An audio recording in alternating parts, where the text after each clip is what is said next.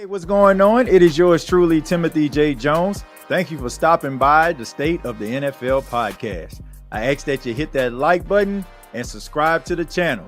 This is a channel where we talk about some of the hottest topics in all of the NFL. Hey, what's going on? My name is TJ Jones. Welcome to another edition of the State of the NFL podcast, where we talk about some of the hottest topics in all of the National Football League. And before we get started, I ask that you hit the like and subscribe button to help the State of the NFL to grow. I would really appreciate that. On this edition, we're going to be talking about Washington Commanders wide receiver Terry McLaurin. Terry McLaurin is not present at Washington Commanders training camp because he is holding out for a new contract. You know, Terry McLaurin has been in the National Football League since 2019, and I have his stats here. He has been one of the most productive wide receivers and honestly, one of the most fearless wide receivers in the league. Throughout his career, he has 460 receptions, 6,379 yards, 38 touchdowns, and has played over 90 games, 97 to be exact. This right here is a guy that is fully committed to an organization. And I have so much respect for Terry McLaurin in regards to when you play a position like the wide receiver, you're counting on a quarterback to get you the ball, right? And the Washington Commanders have had I'm talking about a laundry list of quarterbacks before they got to Jayden Daniels. I'm just thinking about some of the quarterbacks here. They had Taylor Heineke, Alex Smith. This is during the time where he's been there since 2019. Dwayne Haskins, may he rest in peace. Case Keenum, Kyle Allen, Garrett Gilbert, Carson Wentz, Sam Howell. He has played with so many different quarterbacks, and it's almost impossible for a wide receiver to develop some level of chemistry with a quarterback when the Washington Commanders throughout the years have been basically recycling quarterbacks and trying to bring somebody in to bring some stability there. Now, finally, it seems like they have it in Jayden Daniels, who is coming off an unbelievable rookie season. Everybody feels like he is going to be able to replicate some of the things he did in his rookie year. The way that he approaches the game, he plays very fearless in his own right.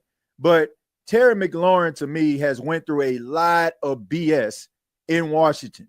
And I just don't understand why they are not compensating this guy.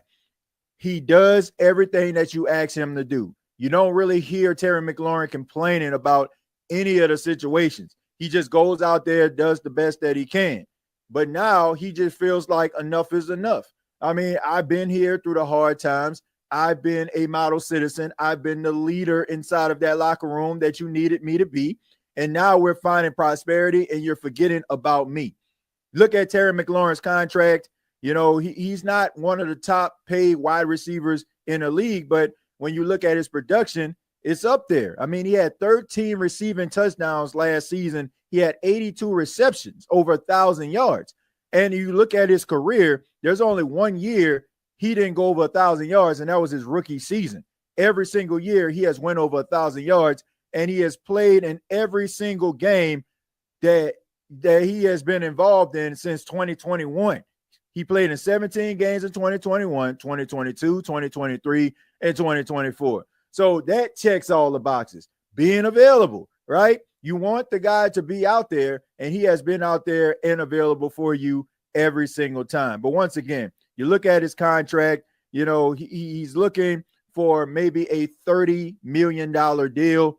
As of right now, I believe he makes about $20 million a season when he signed his 3-year deal back in 2022. And now you look at the list of these wide receivers that are getting paid, like Jamar Chase, who is going to have a $40 million base salary this season. Justin Jefferson with 35, CeeDee Lamb with 34, DK Metcalf with 33, and Garrett Wilson, who just recently signed a contract extension with the Jets, a $32.5 million base salary this season. Terry McLaurin just wants to be respected. He's not asking to be the highest paid wide receiver in the league, but he does feel like the Commanders need to show him some love. Look, the Washington Commanders, they need Terry McLaurin.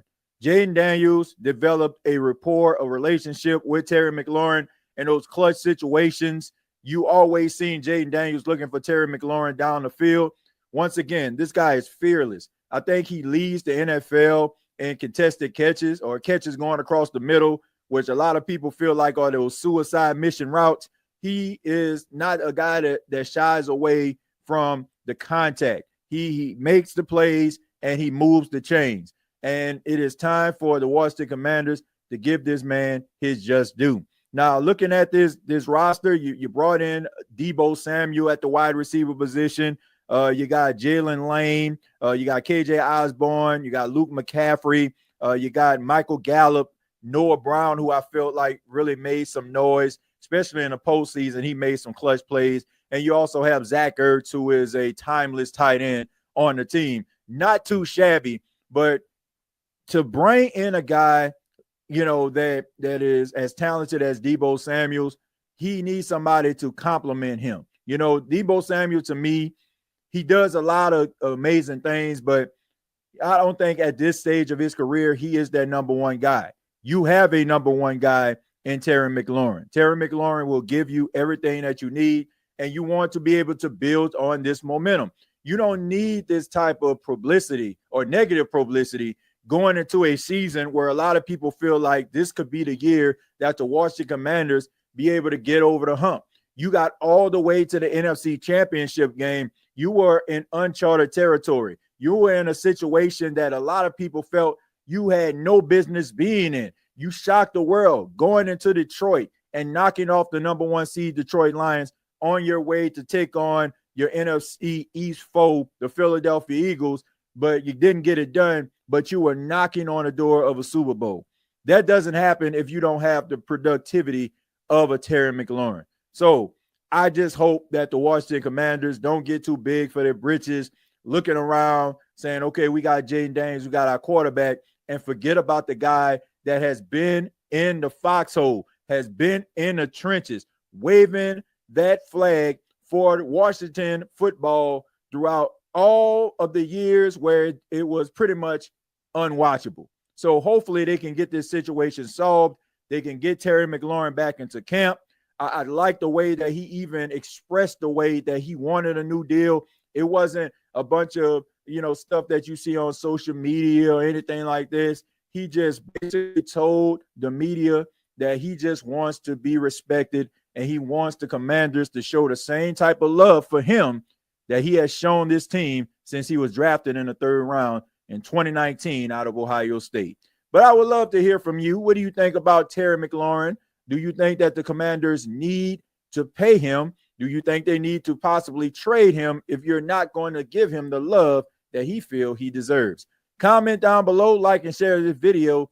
Thank you so much for checking out the State of the NFL podcast. Once again, my name is TJ Jones, and you can follow me on X at TJAY Jones 8. Also, follow the State of the NFL at State of the NFL.